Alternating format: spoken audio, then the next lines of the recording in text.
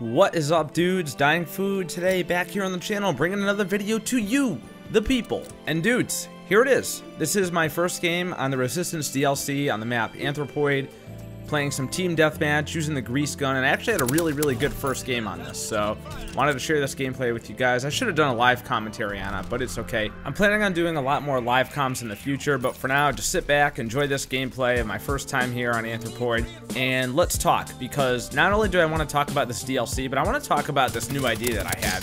That idea being, what if Call of Duty was a live service game? So the entire reason I got this idea in the first place is because I was playing these maps, these new DLC maps, and they were so fun because they were so fresh and so new, and it just wasn't playing the same 9 maps that I've been playing for the past November, December, January, February, the past 5 months. They are not the same maps that I've been playing for the past 5 months. And I know, and I will fully admit, I made a video talking about how not excited I was for these maps, and it's true, I still stand by it. I really was not excited because I really didn't want to have to come back and play this game.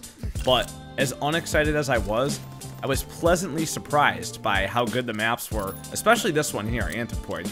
This is without a doubt my favorite map of the new 3. And that's surprising to me because I had watched a ton of videos about it and everyone was saying, oh, it's too big, it's like a Battlefield map. And I have just Prestige, so now I'm using the grease gun again, so I figured, okay, giant map with an SMG, this is not going to turn out well, but it actually went really well. I had a really good game on this and I really enjoyed myself. And look at that, right there. I got a recon plane. That's how you know I'm doing well, because I don't get kill streaks in this game. No one gets kill streaks in this game without using requisitions. At least that's how it goes for me, because I know there's some guys out there that are beasts at this game. Your boy over here, not the greatest COD World War II player in the world. Other CODs, I'll admit, I could go off. Ghost, Black Ops 3, Black Ops 1, but World War II, I don't know. Something about it just does not click with me. So for me to go on a streak is a pretty rare thing that you're seeing here, so. Yeah, I don't know about this grease gun. I feel like this thing might have gotten a buff since the game first came out, because I remember using it when I first got the game and it was not good at all. So I know SMGs, they say, got this sprint out buff. I didn't really see it at first when I was using the Tommy gun, but since prestiging and having to use the grease gun, I noticed a big difference, and I've been doing a lot better with it. So happy about that. I'm gonna keep using it, I think, until I unlock some of the higher level guns. But yeah, let's talk about this idea that I had. Call of Duty is a live service, right? So the whole reason that I got this idea in the first place is because I was so happy to play these new maps that I said to myself, I'll play these maps indefinitely. I'll only play these maps from now on. I'll only play these maps for a long time. You know, I never want to play USS Texas again. I never want to play Saint Marie du Mont again. I think I would miss Point du Hoc a little bit, but besides that, you know, I could go for a long time with playing just these 3 maps. That's how much fun I was having. And I was thinking to myself, well, they have the Resistance DLC Mosh Pit playlist right now, but it's gonna go away soon because they do this every time they release a DLC. They have like a 24-hour Mosh Pit playlist. Has double XP right now, so it's super fun, especially because I just prestiged. I'm ranking up pretty quickly. But unfortunately, that list is gonna go away, and when it does, it's going to be back to the same old, and I'm only going to see these maps every once in a while, which really sucks. But I don't want it to be like that. I want to be able to keep playing them. And then I started thinking to myself all the other time-sensitive type of events that World War II has been doing, like double division XP for this, or double XP for that playlist only, or only for this game mode, or here's gun game, or here's prop hunt, or here's any other time-sensitive event that they've added into the game that's for a limited time only. And you go back and think of all this stuff, and you gotta think to yourself, are they testing the waters for live service? And how are people reacting to it? Now, myself, I'm personally having a blast with it because, like I said, I'm completely bored with the other 9 maps, and most people are as well. So people are really liking this playlist right now, and it's definitely probably the most populated playlist on the game, right? At least on the poor man's peasant console that Xbox is, because the PlayStation Master Console gets all the DLC maps 1 month early. So maybe those guys have already gotten bored of the DLC and went back to playing Fortnite or whatever else they're doing. So, but for us, I think we're having fun. Well, anyway, getting back to the live service idea. So this really reminded me kind of what happens in Battlefield 1 when DLC comes out. So if anyone has not played Battlefield yet, it basically works like this. You play the same maps over and over and over for a while, and then when a new map pack comes out, there's basically a permanent playlist of that map pack until the map pack after comes out. So as you could guess, pretty much nobody plays the vanilla base game maps during that time. Everybody is on whatever the latest DLC pack is. And if you try to matchmake for a vanilla map from the base game during that time, you're probably going to run into long wait times, and then when you finally do get into the game, you're either going to be on a server by yourself or that's like barely populated.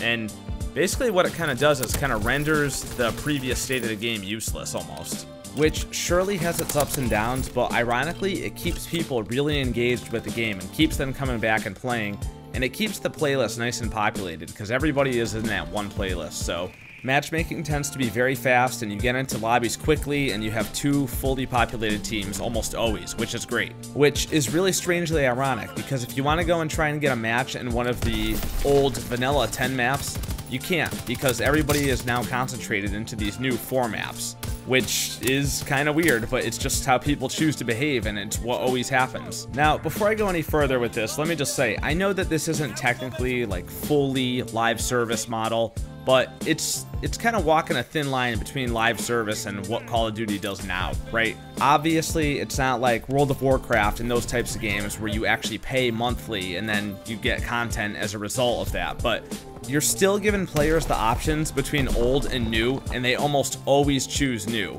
every single time. So, what would live service Call of Duty look like?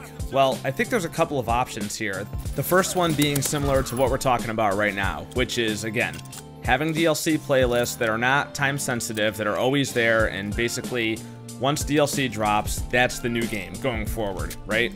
But here's the problem with that, and we run into this every single time when we're talking about Call of Duty and DLC. Map packs are an extremely old school, just outdated way of doing DLC now, because it splits the player base up. Not everybody wants to pay extra money for new maps.